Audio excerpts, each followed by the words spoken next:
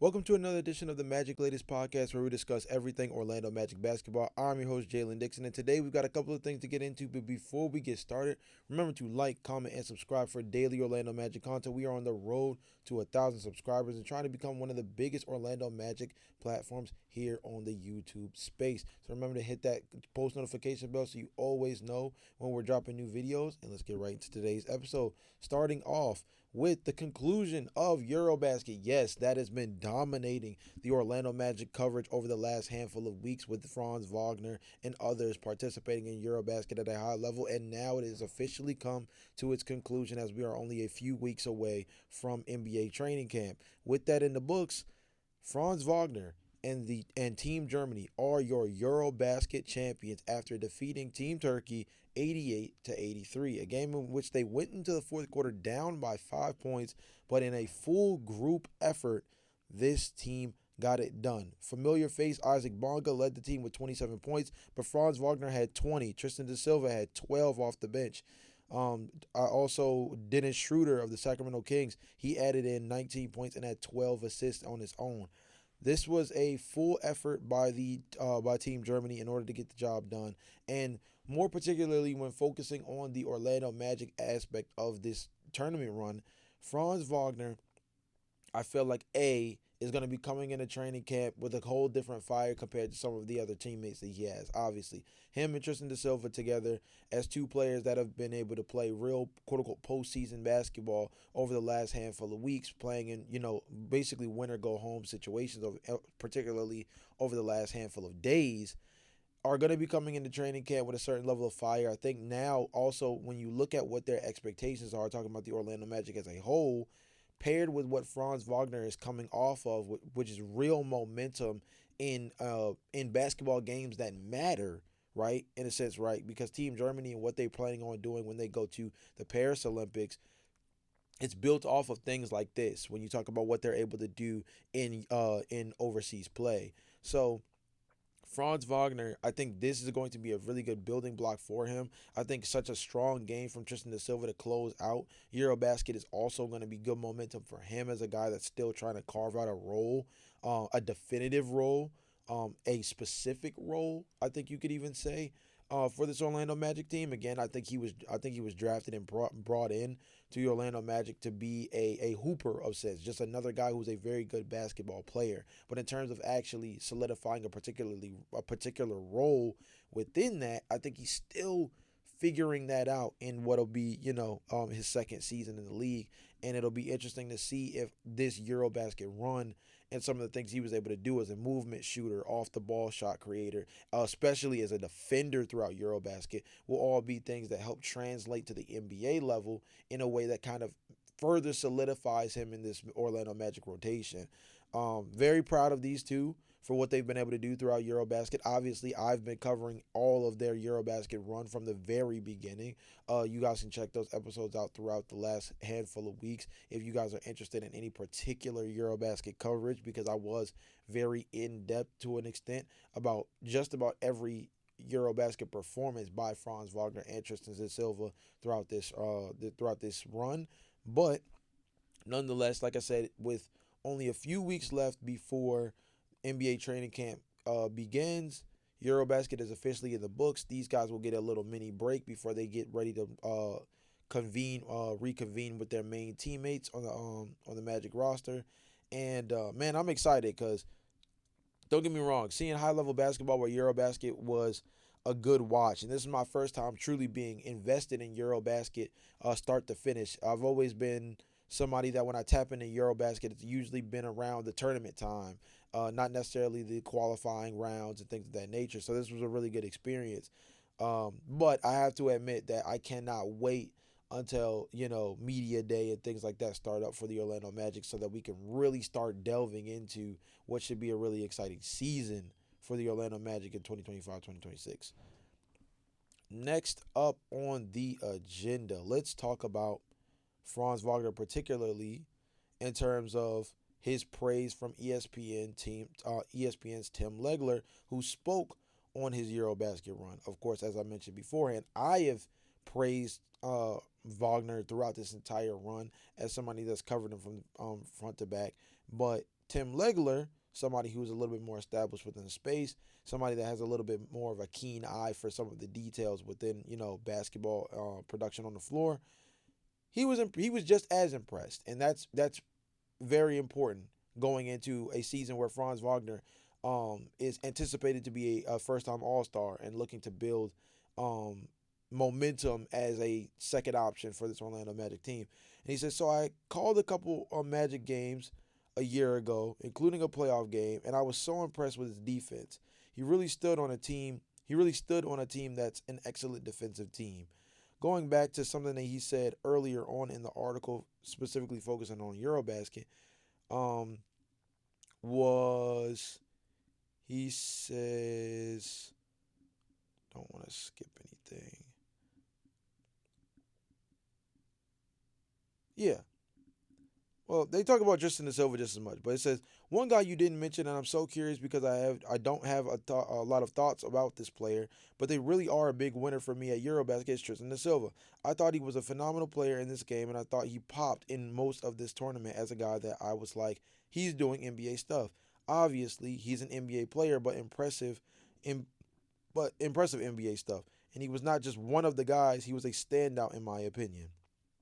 Of course, he he goes on to speak about what Franz Wagner brings to the table, and one of the things that he was worried about, I would say, as much as he was impressed about Franz Wagner's ability as a defensive player and what he brings to the table as a number one option, the biggest thing that Tim Legler actually pointed out that I thought was an interesting uh, little nugget was how he felt about Franz Wagner's fourth quarter. Basically saying that he felt like Franz Wagner wasn't there, and I mean, in a sense, Franz Wagner did not really score in the fourth. This was, again, as I mentioned, a pretty big team effort.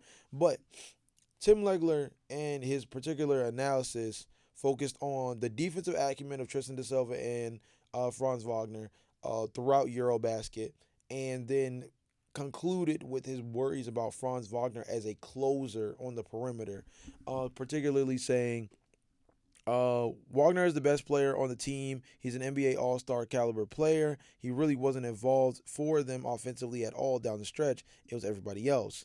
That's going to be something that I think is an important little nugget to factor in when it comes to the NBA season, because he is the best player on Team Germany and essentially was, in a sense, phased out in the fourth quarter as they made their run to eventually win the championship, right? On Orlando, he is the second best player, and but his involvement is equally, if not more, important for helping the Orlando Magic close games as it is his importance helping Team Germany close games, right? So it's going to be very important to see Franz Wagner be an efficient fourth quarter scorer throughout the NBA season. Obviously, him and Paulo Banchero, one of their big issues throughout the regular season over the last 2 to 3 years, and I think we even discussed this on the podcast at one point, was that these two tend to become a little bit lower volume in the fourth quarter, and that's something that needs to change. Him and Paulo Banchero need to be much more effective and much more aggressive scorers in fourth quarters and help backpack these teams to finishing strong. And I think more importantly, when you're talking about Franz as a perimeter ball handler, you have so much influence, right, over being able to help the offense run in a real way. And don't get me wrong, Team Germany is very particular because although Franz Wagner might be their most talented player, Dennis Schroeder is a guy who kind of just activates into a totally different mode than what his NBA version, NBA counterpart version of himself looks like, right? He's an elite level scorer. Um, he's an above average passer. I would say he's about a notch below those two things in his NBA version compared to EuroBasket, where he just, I don't know, he steps into a whole nother tier of production. But nonetheless, as a perimeter ball handler with so much influence on decision making, for Franz Wagner to sometimes get shut out in these fourth quarters or have very quiet fourth quarters, and it wasn't just in the title run game, or excuse me, the championship game.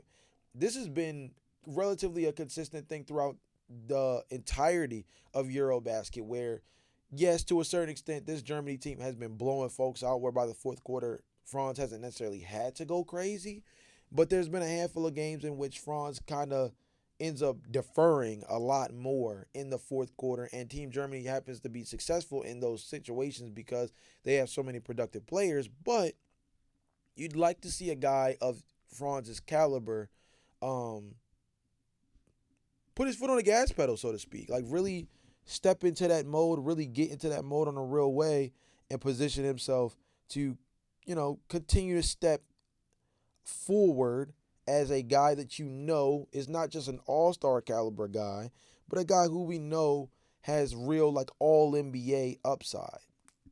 And it'll be interesting to see what little things from EuroBasket Franz takes and brings to the NBA game this year. As I mentioned a few weeks ago, Franz Wagner has a trend with EuroBasket where when he comes back, um, his seasons just tend to improve. I think that as a guy who gets real NBA caliber runs in the offseason, um, it's a version of perfecting his craft that's so different from playing in like the Drew League or the Jamal Crawford Seattle runs and a lot of these other NBA player led proams, because the stakes are different, the talent is different, the intensity is significantly higher, and I think that's stuff that tends to help Franz. It'll be interesting to see what um, gets added to his game this year. Last two topics are kind of boom boom topics, nothing super crazy. First one is that Paulo Banchero's agent Mike Miller on the OG's podcast, obviously former 3-point sniper for the Miami Heat, very notable player that was drafted to the Memphis Grizzlies a long time ago, spoke on Paulo Banchero, saying that he's basically only scratching the surface. The quote goes, "Tip of the iceberg." When asked about how talented Paulo Banchero is, Paulo's biggest thing was just, how can I be the best basketball player? Like, he just cared about basketball. That's rare. He's just beginning to understand how freaking good he is. The one thing I'll say about him and why I'll bet on him all day long is because he absolutely loves it and dives into it. I think he's I think he's this new era. He's 6'10", 6'11", 270, moves and plays like a guard. I think he has a chance to be one of the best. I would bet everything that he's going to be one of those dudes that we talk about for the longest time. Now, that's of course his agent. So there's going to be a certain level of big upping that Mike Miller is going to do by proxy, just by the fact that, of course, you're going to elevate and highly praise your one of your clients. But at the same time, I think that that also is a reflection of what Paulo Banchero can do. I think the fact that you have somebody in his back pocket that is supposed to be more so focused on the financial aspect of his improvement, right? Whether it's brand deals, his image, different things of that nature. That's his primary focus. And of course, Paulo Banchero being an elite level player helps aid that. But I think it also goes to tell you that Mike Miller, as a former player, also sees the potential in progression in Paulo's game, where this is a guy who has the chance to continue to grow into this elite level player. I think the best comp for what I think Paulo Banchero is in terms of his developmental pathway is Anthony Edwards. Anthony Edwards was so raw as a talent coming into the NBA, and it almost seemed like off of sheer talent and willpower alone, not only was he deserving of the first overall pick, but he became a guy that you were like more than well aware of as a dude that was going to be on an upward trajectory if he just started to learn the game in a more finite way, in a more let's see the game in a slower manner, right? When the game starts to slow down, that means things are getting easier. That's what they always say about any sport, particularly the game of basketball, right?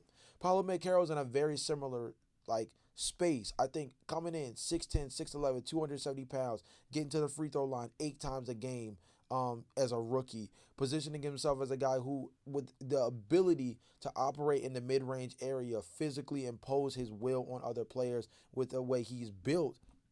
He's coming to this league and off of sheer willpower, and don't get me wrong, he's a high IQ player. He's developed into a high IQ player, but in the very beginning, it was a lot of physicality, sheer willpower, elite level or high level mid-range shooting capabilities, and a guy who used his size at the small forward, power forward position as a real benefit to allow his game to kind of come along slowly.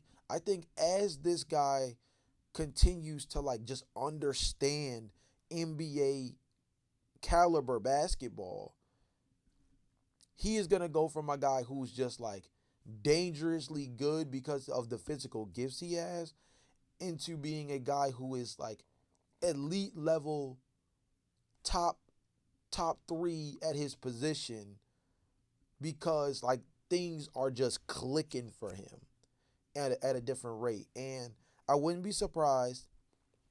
I would not be surprised at all if this were a takeoff year for Paulo Banchero. I believe that for Anthony Edwards, I think you could say that year 4, year 5 was probably the true pop for Anthony Edwards. That's where Paulo Banchero is now. So it'll be interesting to see if that leap hits now, paired with the fact that the Orlando Magic now have some of their highest expectations as a franchise that they've had in quite some time. Last but not least, something just real quick here that I thought was interesting. The article for it wasn't even that long. But ESPN ranked their most likely to make a leap next season list. And on that list, the top names for that grouping were the San Antonio Spurs at the very top and the Atlanta Hawks. Those two were tied for number one. At second place were the Philadelphia 76ers. And then solidified at that third space were the Orlando Magic. The young and hungry Orlando Magic lurk here as well as they look to advance past the first round of the playoffs for the first time since 2009-2010. I think that obviously the list is also ranked based off expectations coming in comparison to where they were last season, right? San Antonio misses the playoffs. They're a team that a lot of people are anticipating is going to be in the mix for a real postseason berth this season, right? The Atlanta Hawks were a team that was scrappy and dangerous all last year, and it felt like an injury or two pretty much took them out of playoff contention where they were not nearly as dangerous as they should have been. The Philadelphia 76ers, don't really even need to say too much about how that season went. Last season for Philly was one from hell, honestly, across the board in just about any manner you could think of, whether it was their star players going down, their rookie of the year caliber player not being able to play the entire season, Tyrese Maxey not looking like the guy that they, invested all of that money into and are believing is their, their point guard of the future. There's a lot that was wrong with Philly last year. And of course, they are going to go from being, one of the worst teams in the NBA, a team that finished top 3 in the lottery, to a team that people expect to have a real bounce back year. Orlando is very similar in a sense. They're a very good medium between what Atlanta was last year and what Philly was last year, in the sense that injuries were the only thing that truly hindered this team from being much more dangerous than they were. But I would also say beyond that, this is a team that also needed to address particular holes, similar to how Atlanta picked up players like Kristaps Porzingis and Nickeil Alexander-Walker to add defensive versatility, three-point shooting, things of that nature. The Orlando Magic needed to do a very similar thing through the draft and through their big trade of their big trade for Desmond Bane. They had their own little kinks that they needed to figure out as well this offseason, paired with just needed to get healthier. So I'm not surprised that they're very high on this list. I think this is also another representation of how the expectations for the Orlando Magic have changed so much, because this is a team that now people are not only expecting to just like make the postseason, but are expecting to be competitive in what should be a quote unquote deep run for them, right? That starts with getting past the first round, as the article mentioned. I think that's the floor of this Orlando Magic team, is being a second round team. That's the floor of this team this year. And I think the expectations as we get closer to camp are going to get either louder, or they're going to become more defined. I think people are either going to be screaming from the rooftops, this is going to be a top 3 team in the Eastern Conference, or I think people are going to start getting even more detailed about their feelings around the Orlando Magic expectations. This is a team that needs to come out of the first round. This is a team that needs to win 55 games, blah, blah, blah. Like, I think those are going to be the type of things that start popping up as we get closer to training camp. So I wouldn't be surprised if we start hearing more of that stuff as we close in. Only 2 weeks left, guys, and it's going to be an exciting time. I am going to try to keep track of every little bit of news that they do give us up until NBA training camp. And then when training camp starts, we are cooking with grease, because then we are finally in a position to start talking real NBA basketball stuff. Because right now the NBA offseason is still kind of dragging along. But once NBA training camp starts, teams have reconvened. We're able to see guys in training camp. We're able to hear guys' quotes on their thoughts about their teams and their thoughts about the upcoming season. It's going to give us a lot of content to work with, and I'm going to enjoy sharing all of that stuff with you guys on a day-to-day basis. With all that being said, this has been another edition of the Magic Latest Podcast. Again, remember to like, comment, and subscribe, and I will see you guys again tomorrow for some more news. But until then, peace.